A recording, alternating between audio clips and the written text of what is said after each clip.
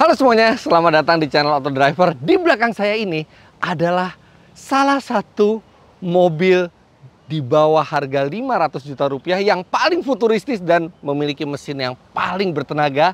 Dan dia bukan datang dari Jerman, bukan dari Jepang, dari Korea, tapi dari Cina. Dan inilah adalah Chery Omoda 5. Dan di review kali ini kami mendapatkan kesempatan untuk review jarak jauh mobil ini sehingga kami bisa melihat bagaimana performanya di jalan, bagaimana impresi berkendaranya, apa saja kelebihannya, apa saja kelemahannya, dan apakah sepadan dengan harga yang ditawarkan. Inilah Chery Omoda 5.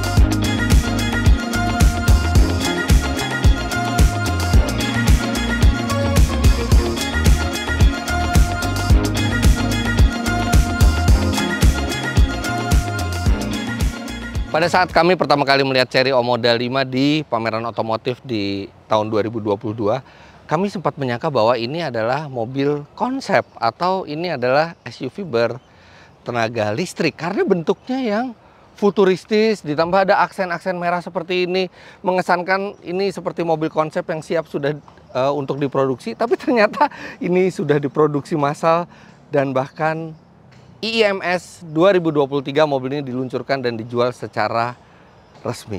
Harganya belum keluar pada saat kami melakukan syuting ini, tapi dari keterangan yang didapatkan oleh pihak Chery, mobil ini tidak akan semahal kompetitornya. Kompetitornya adalah Honda HR-V RS bermesin 1500 cc turbo, yang artinya sama mesinnya 1500 cc turbo juga. HR-V RS itu di kisaran 500 jutaan kecil. Dan mereka bahkan bilang bahwa mobil ini kemungkinan range harganya tidak jauh dari harga Chery Tiggo 7 Pro. Yang itu artinya luar biasa karena Chery Tiggo 7 Pro itu di rentang harga 300 sampai 400 juta rupiah. Tapi kalau Anda melihat bentuk mobil ini seperti mobil yang jauh lebih mahal. Yang paling khas jelas adalah grillnya yang sangat besar sekaligus sangat futuristis dan ada chrome diamond di semua bolongan dari grill ini. Ditambah seperti yang tadi saya bilang, aksen-aksen merah ini mengesankan bahwa ini seperti sebuah mobil konsep. Lampu sudah LED dan bahkan untuk lampu seinnya dia sudah animasi seperti ini. Jadi Anda juga bisa lihat di belakang dan di depan semuanya animasi, kan futuristis sekali. Dan itu datang dari sebuah Chery. Merek yang 20 tahun lalu di Indonesia memasukkan Chery QQ, mobil yang jauh dari kata futuristis dan modern, bahkan jauh dari kata enak. Mobil itu salah satu mobil yang paling tidak enak, salah satu mobil yang teknologinya paling rendah, dan harga pasarannya juga paling anjlok. Tidak laku mobil itu, tapi lihat sekarang yang diperbuat oleh Chery. Mereka berhasil membuat mobil yang ganteng seperti ini, bahkan bukan hanya tampilan luarnya, tapi juga teknologi yang diusung juga membuat kita terkaget-kaget betapa cepat perubahan yang terjadi di mobil-mobil Cina, khususnya di Chery ini. Desain ini tidak diragukan lagi bahwa ini adalah salah satu desain yang paling atraktif yang bisa Anda lihat di jalan. Walaupun untuk produksi massal seperti ini ya, saya agak gimana gitu ya dengan aksen merahnya. Memang membuat mobil jadi atraktif. Tapi yang kaliper rem ini juga diwarnai merah juga. Jadi sangat banyak aksen merah di mobil ini. Walaupun ini remnya itu bukan big brake kit gitu ya, tapi tetap dikasih warna merah. Ya tapi itu adalah styling. Dari samping mobil ini juga atraktif dengan atap yang melandai seperti SUV yang bergaya coupe. Jadi dia terlihat dinamis karena memang menurut Chery filosofi dari desain ini adalah art in motion kalau nggak salah. Jadi karya seni yang terlihat dinamis. Dan rasanya mereka cukup berhasil. Lihat ini. Detail-detail desain seperti lekukan di kap mesin. Ya, ini benar-benar memperlihatkan bahwa Chery berusaha membuat mobil ini artsy, berseni, bukan sekedar SUV yang bentuknya seperti itu aja. Setiap lekuk desainnya ini unik. Nah, sekarang kita lihat bagian belakangnya. Nah, lihat ini bagian belakangnya. Atraktif kan, dengan kaca yang landai, kemudian ada spoiler bertingkat, di sini ada third brake lamp-nya, kemudian ada aksen yang merah lagi. Dan sayangnya memang ini knalpot yang atraktif, tapi ini palsu. Kanan kiri palsu, knalpot aslinya di dalam, tapi minimal menambah aksen desainnya jadi lebih sporty ya. Kemudian logo Chery tidak ada di belakang, hanya ada tulisan Chery. Nama mobilnya Omoda 5 dan 230T, ini T-nya turbo, 230 ini adalah torsinya yang nanti kita akan bicarakan pada saat kita membahas mesin. Kemudian ada satu yang istimewa adalah bagasinya. Ketika Anda mengantungi kunci dan Anda mendekati mobil ini dan cukup lama, dia akan sennya berkedip dan Anda tinggal menjauh, dia akan membuka sendiri.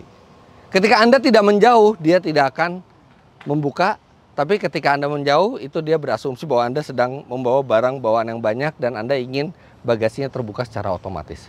Bagasinya lega dan ini cukup rata, jadi bibir bagasinya ini tidak menghalangi barang ketika kita mau mengeluarkan atau memasukkan barang.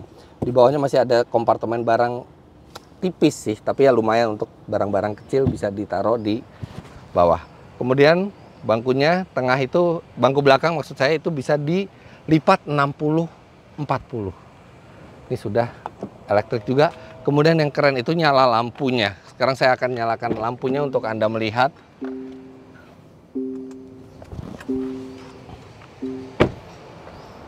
Lihat, dia animasi juga. Oh, ininya nggak nyala ya. Coba saya nyalain dulu.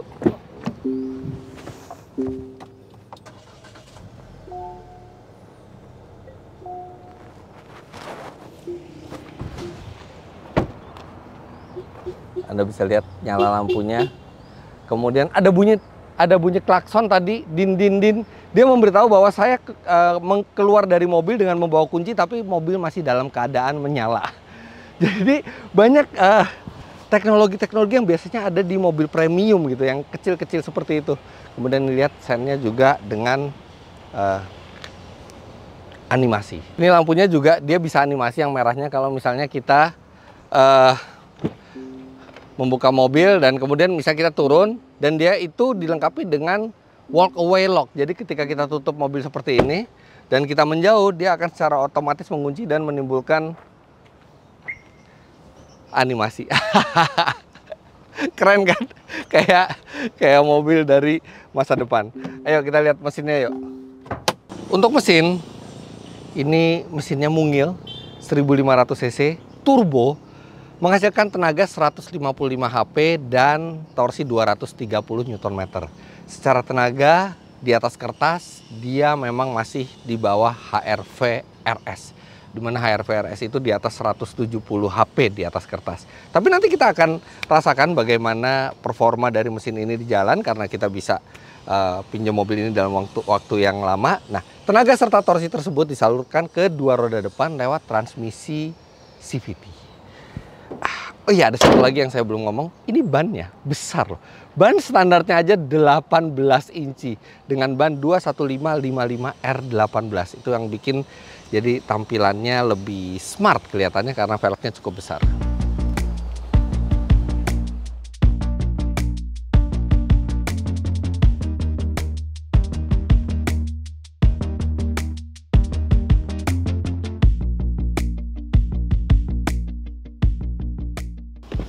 Begitu kita masuk ke bagian belakang, kita bisa melihat bagian depannya sangat simple dan sangat futuristis. Tapi sekarang kita bahas bagian belakangnya dulu.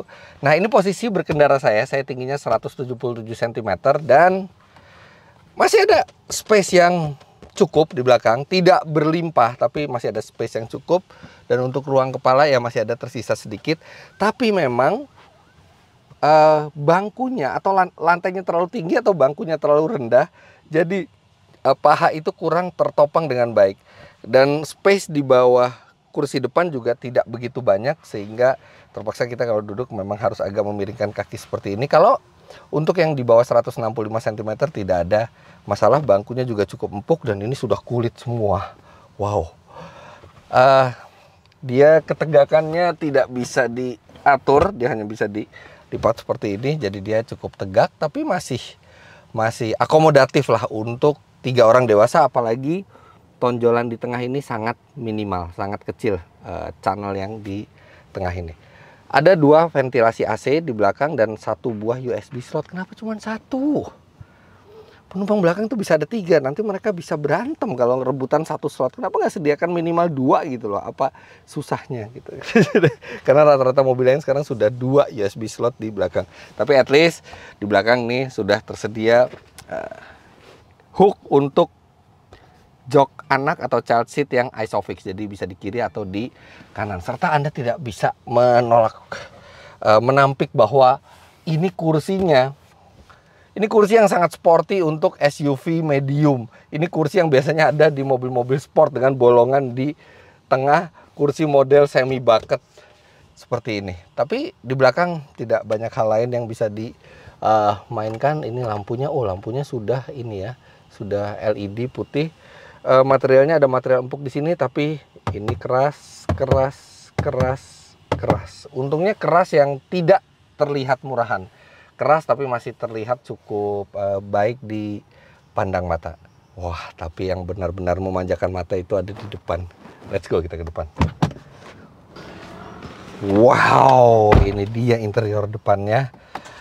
Benar-benar ini yang saya bilang, di bawah harga 500 juta rupiah tidak ada lagi yang kabinnya lebih simple dan lebih futuristis dari mobil ini. Jadi dia menganut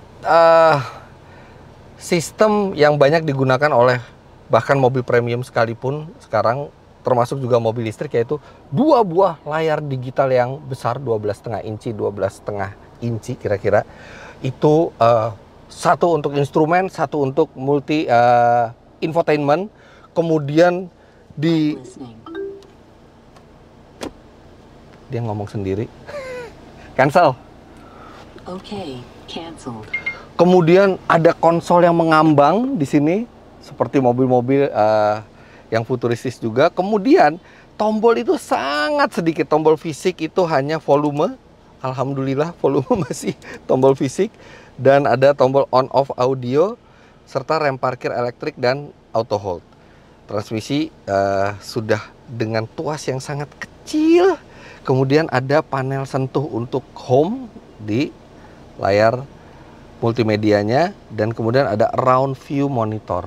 Wah, ternyata dia dilengkapi dengan kamera 360 dan dilengkapi dengan guidance line, dan ini resolusinya cukup baik. Dan tombol-tombol fisik di dashboard itu sangat minimal. AC semua dengan panel sentuh. Ini ternyata ada plastik yang belum dikletekin, makanya kenapa terlihat agak buram. Gimana kalau kita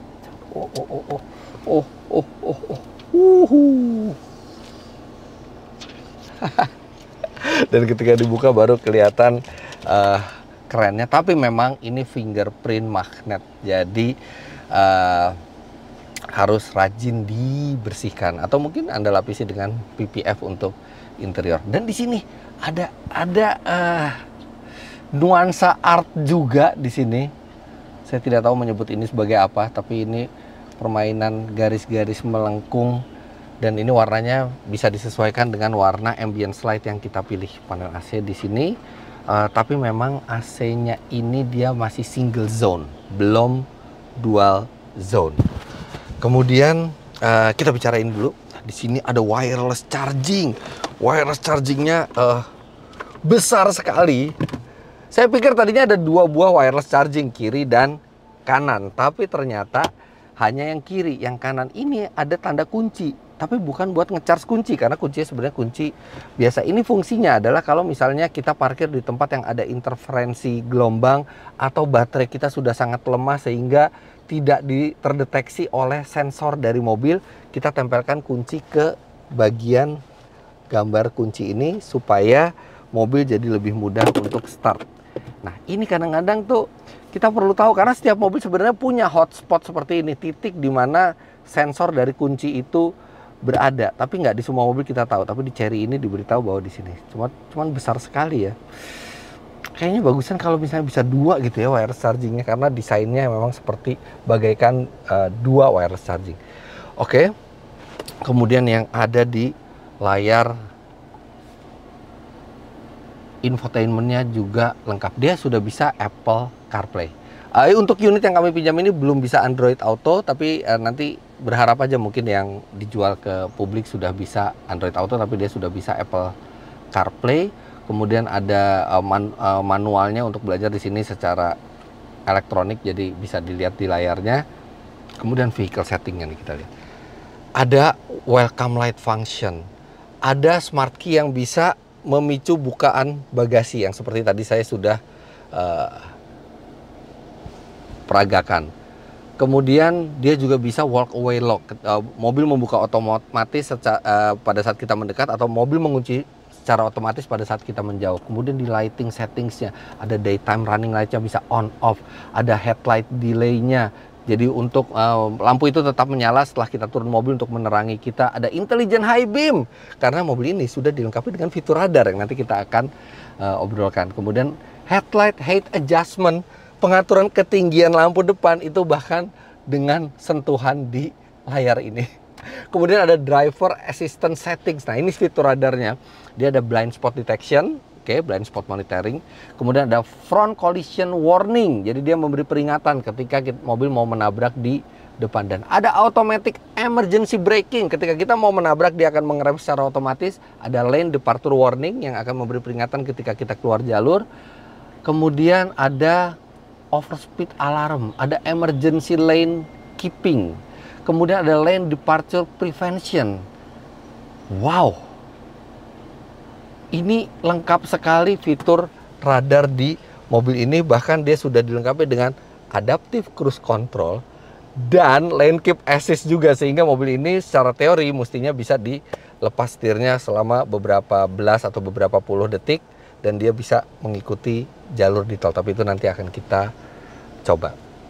Kemudian di sini tombol lainnya normal, tombol audio. Yang unik dari mobil ini adalah transmisinya, karena tuasnya dia kecil dan ada tombol di samping. Yang tombol ini biasanya kita pakai untuk memindahkan gigi, tapi di transmisi ini pindah dari N ke D ke R, tidak perlu dengan tombol ini lagi. Kita tinggal seperti ini, dia otomatis ke R. Dan kalau kita lagi maju yang cukup kencang, dia tidak mau masuk ke R. Dia baru mau masuk ke R ketika kondisinya sudah aman. Lantas apa fungsi tombol di samping? Untuk manual mode. Tapi manual mode-nya tidak ada pedal shift. Jadi manual mode-nya itu sambil ketika kita pencet dia masuk manual mode, baru di transmisi yang sama juga ini bisa berfungsi sebagai plus minus, tidak perlu digeser ke kiri maupun ke kanan. Jadi itu menambah simplicity atau kesimpelan dari mobil ini. Laci size-nya normal di sini. Untuk yang di tengah ini cukup besar, ada 2 buah cup holders, kemudian ada 2 buah lagi di satu pintu masing-masing satu. Jadi ada 2 kanan dan kiri. Kemudian untuk charging ini, ada satu yang saya lupa sampaikan. Di lacinya yang cukup besar ini ada pendinginnya juga. So ini pendinginnya dari AC ya, tapi jadi AC dimasukkan ke sini, lumayan buat nyimpen minuman-minuman yang dingin. Nah, USB slot ada di bawah sini, ada USB A, ada USB C. Kemudian untuk yang di kiri, sayangnya hanya 12 volt. Mereka tidak menyediakan lagi untuk yang di kiri, tapi minimal ada wireless charging di atas sini. Material sama seperti di belakang, tapi yang berbeda adalah yang kontrol tengah ini materialnya bukan material kulit ya, tapi ini material keras yang cukup mahal untuk dilihat. Dengan ini finishingnya copper, kemudian ini matte black, dan di sini ada 2 tombol yang tadi saya bilang tombol sentuh, tapi dia tidak memakai haptic engine, jadi tidak ada getaran sama sekali. Kita hanya mendengar bunyi ketika kita memencet tombol yang cukup sensitif ini. Wow, instrumennya juga full digital, tapi entah kenapa instrumen terlalu gelap di siang hari. Mungkin saja saya belum menemukan penyetelan penyetelan keterangan instrumennya, tapi dari tadi saya belum menemukan. Namun ini adalah instrumen yang simple tapi sangat futuristis, karena ketika kita berjalan dia bisa memperlihatkan mobil itu dan jalur-jalurnya seperti sebuah Tesla. Posisi berkendara sekarang ya, dia setirnya sudah tilt dan teleskopik, jadi dia bisa membuat Anda mendapatkan posisi duduk yang cukup ergonomis. Tapi memang nggak ergonomis amat, karena setirnya itu tidak terlalu tegak, dia masih ada miringnya. Tapi fine, it's okay. Dan di antara mobil-mobil Cina lainnya, seluruh mobil Cina lainnya, saya bisa bilang Chery yang posisi duduknya paling ergonomis. Bahkan ini juga nggak jauh-jauh amat dengan mobil Eropa rasa posisi berkendaranya. Good job Chery. Joknya juga elektrik, kanan dan kiri.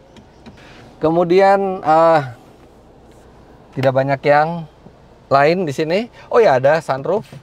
Dia bukan panoramic roof seperti rival utamanya HRV, tapi minimal dia ada sunroof, dan sunroofnya juga bisa di tilt. Atau kita buka seperti ini. Ya, bisa. Ya, bukanya cuma segini. Jadi kalau anak Anda kecil suka kalau lagi jalan di kompleks gitu ya, mau keluar badan dan kepalanya, nggak bisa di sini. Terlalu kecil. Oke, sekarang saat yang ditunggu-tunggu. Apakah Chery membuat mobil ini hanya bagus luar dalam, hanya memanjakan mata tapi tidak memanjakan indera kita lainnya? Nah, sekarang kita langsung tes mobil ini di jalan untuk merasakan bagaimana impresi berkendaranya, termasuk juga saya akan cek performanya dan konsumsi bahan bakarnya. Let's go.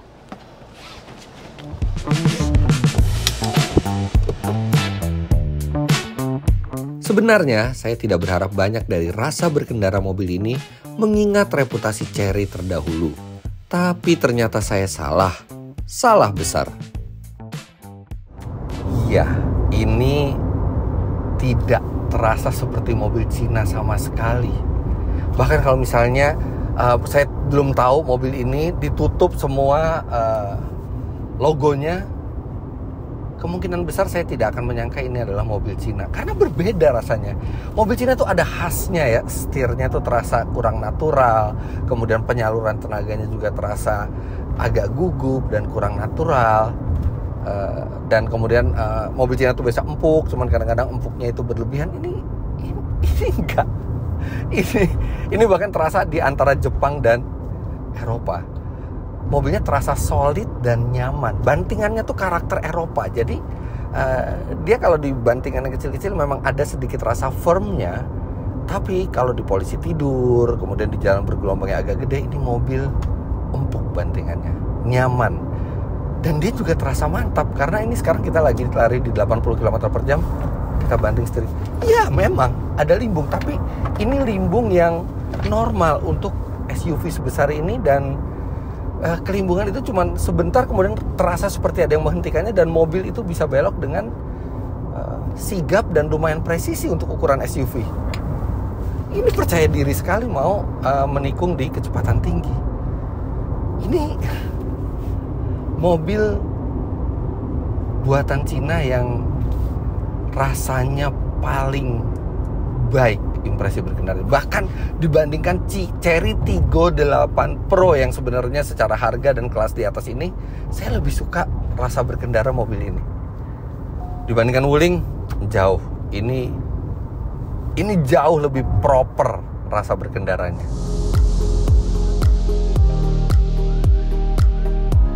Mesin dan transmisi yang digunakan juga memberi kejutan tersendiri. Biasanya mobil Cina itu under engineered mesinnya. Rasanya itu nggak enak, delivery tenaganya, kemudian performanya juga di bawah ekspektasi untuk speknya. Tapi ini terasa responsif ini mobil, dan transmisinya walaupun CVT, dia terasa responsif. Nah, sekarang kita coba aja yuk berapa akselerasi 0 sampai 100 km per jamnya. Oke, kita masukin ke sport mode. Kemudian kita matikan AC, kemudian traction control. Oh, dari layarnya dimatiin stability controlnya. Oke. Kita pakai alat berbasis GPS. 3, 2, 1, go. Ada sedikit spin. Kan dijaga terus di 5.800 rpm. Dah.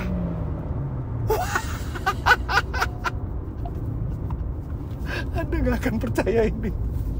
Saya fotoin deh. Saya fotoin. 0 sampai 100 km per jam. Mobil ini bisa menuntaskannya dalam 8,6 detik. Itu artinya 0,1 detik lebih cepat dibandingkan Honda HR-V RS bermesin 1500 cc turbo juga dengan tenaga lebih besar. Itu saya yakin karena transmisinya yang lebih sigap di mobil ini. Ya cuma 0,1 detik lebih cepat, tapi lebih cepat. Itu nggak pernah kejadian sebenarnya. Mobil Jepang dan Cina di spek mesin yang sama, mobil Cina lebih cepat. Bahkan angka 8 detikan itu juga artinya setara, ya sedikit lebih pelan dibandingkan Chery Tiggo 8 Pro yang kapasitas mesinnya memang lebih besar. Wow, impresif.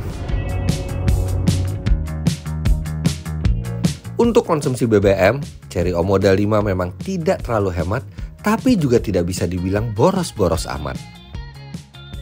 Di dalam kota dengan kecepatan rata-rata 22 km per jam, mobil ini mencatat 9,8 km per liter. Yes, tidak sehemat Honda HR-V misalnya. Tapi dia lebih hemat daripada Wuling Almas Turbo yang itu hanya di 8,3 km per liter, itu pun dengan eco driving. Mobil ini bisa 9,8. It's okay lah, nggak bisa dibilang irit banget, nggak bisa dibilang boros banget juga. Kemudian untuk di tol, dia dengan kecepatan rata-rata 90 km per jam, konstan. Mobil ini bisa mencatat 14,5 km per liter. Ya lagi-lagi berada di bawahnya Honda HR-V kehematannya, tapi lebih baik dibandingkan Wuling Almas yang hanya di 12-an km per liter. Dan satu lagi, kalau kita lihat di tangki bensinnya, ada tulisan minimum oktan 92. Jadi walaupun ini mesin turbo, Anda nggak perlu takut untuk harus mengisinya dengan oktan 95 atau 98, bahkan 92 pun tidak apa-apa menurut rekomendasi dari pabrikannya. Sistem radar di mobil ini juga bekerja dengan sangat baik, meskipun tidak di semua kondisi cuaca.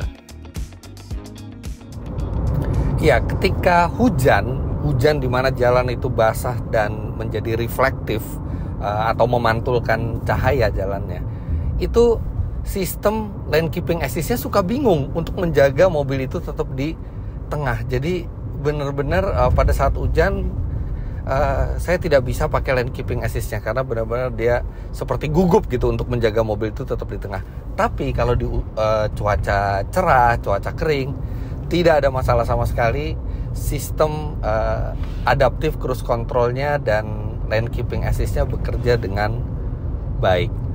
Nah ini misalnya seperti sekarang ini, nah ini saya bisa lepas sekitar 10-15 detik sekali. Saya harus menggoyangkan setir sedikit untuk memberitahu sistem bahwa tetap ada saya di balik setir. Nah kalau hujan, seperti tadi saya bilang, saya tidak bisa pakai lane keepingnya, tapi saya tetap bisa pakai adaptive cruise controlnya, karena adaptive cruise controlnya di segala cuaca bekerja dengan baik. Dan dengan ada sistem radar yang lengkap dan dia bisa memantau kondisi sekitar, serta dia bisa memandu mobil dengan halus ketika cuaca kering seperti ini ya, itu membuat perjalanan jarak jauh menjadi effortless dan nyaman dengan mobil ini.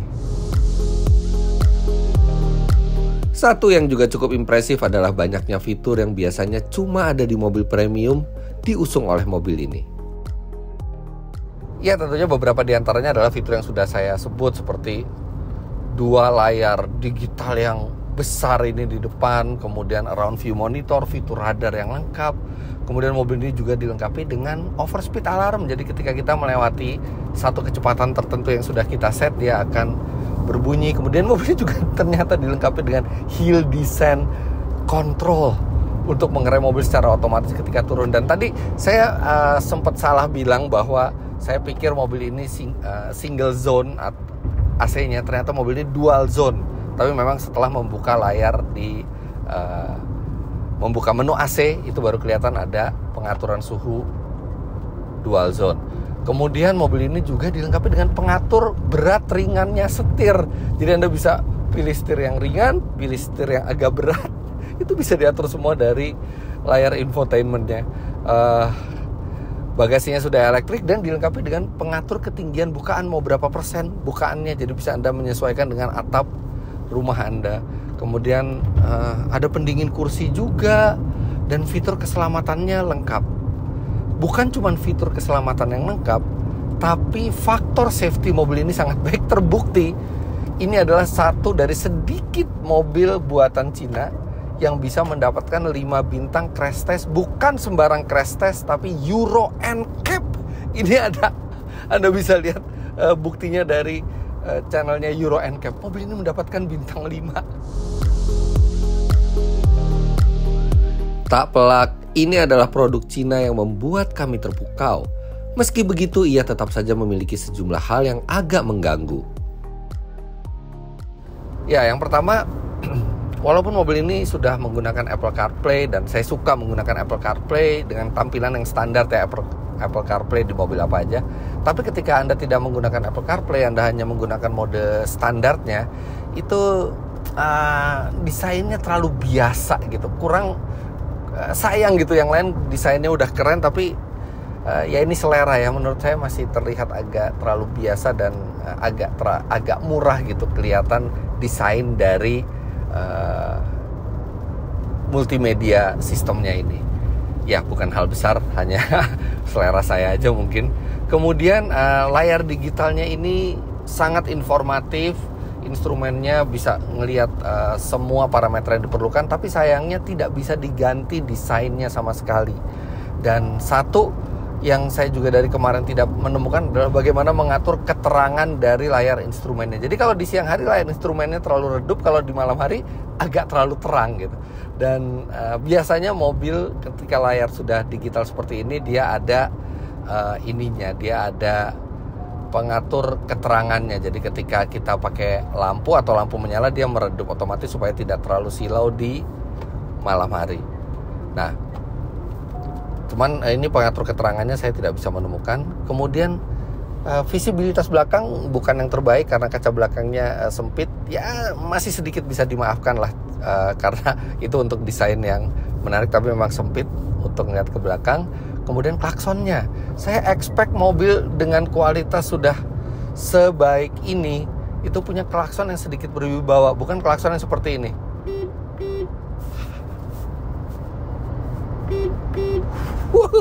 Jadi malu mau ngelakson. Ya mungkin itu jadi bagus tak mengurungkan kita untuk ngelakson, tapi ketika kita di keadaan darurat dan kita harus memberitahu mobil lain bahwa ada kita gitu ya. Kayak angkot. Di lain sisi, ia juga punya sejumlah hal menyenangkan. Yang pertama, audionya branded.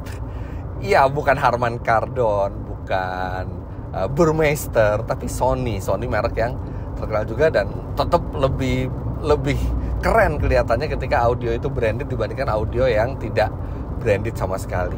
Kemudian di layarnya ini, layar multimedianya ini, dia ada around view monitor, dan around view monitornya itu bisa menampilkan animasi mobil ini ketika lagi berjalan, bahkan bisa mensimulasi roda yang berbelok juga. Anda bisa mengatur kameranya dari sudut mana gitu. Itu memberi kesan yang futuristis ke mobil ini. Kemudian pada saat kita masuk mobil juga itu ada animasi di layar yang seolah-olah mobil itu menyambut kita. Kemudian jok mobil ini pengaturannya bisa sangat rendah. Jadi saya biasanya tuh duduk tuh termasuk yang sangat rendah, tapi ini masih bisa direndahkan lagi. Bahkan ini juga masih bisa ditinggikan lagi, ini sampai tinggi sekali. Lihat, wow, tuh sampai kepala saya menyentuh.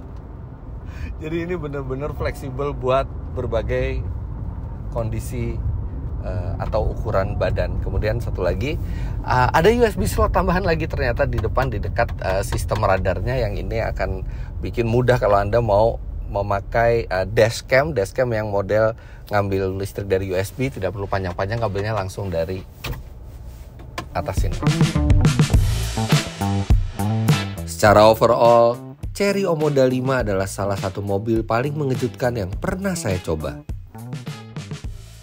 Dari semua mobil buatan Cina yang pernah saya review, definitely menurut saya ini adalah yang terbaik dalam hal rasa berkendara, penggeraknya, delivery tenaganya, dan paling menyenangkan untuk dikendarai. Tinggal sekarang kita lihat seberapa serius Chery dalam menggarap pasar Indonesia dan mengurusi after sales-nya. Semoga saja dengan produk yang sudah impresif ini, Chery bisa membenahi sisi after sales dan pendukungnya, jaringan dealernya, supaya bisa mengembalikan kepercayaan masyarakat tentang merek ini.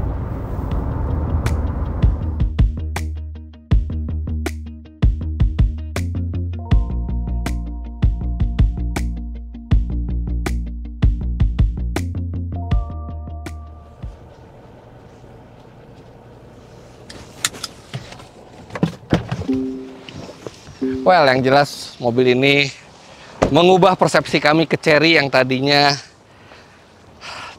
kami yakin tidak bisa membuat mobil yang baik. Ternyata mereka terbukti bisa membuat Omoda 5 ini yang cukup impresif. Jadi begitulah hasil review kami terhadap Chery Omoda 5 ini. Jangan lupa Anda klik like bila menyukai video ini, komentar di bawah, dan subscribe ke channel Autodriver jika Anda belum. Main-main ke website kami di www.autodriver.com serta download aplikasi kami Autodriver di Google Play Store. Terima kasih banyak Anda sudah menyaksikan. Sampai jumpa di video selanjutnya. Bye-bye.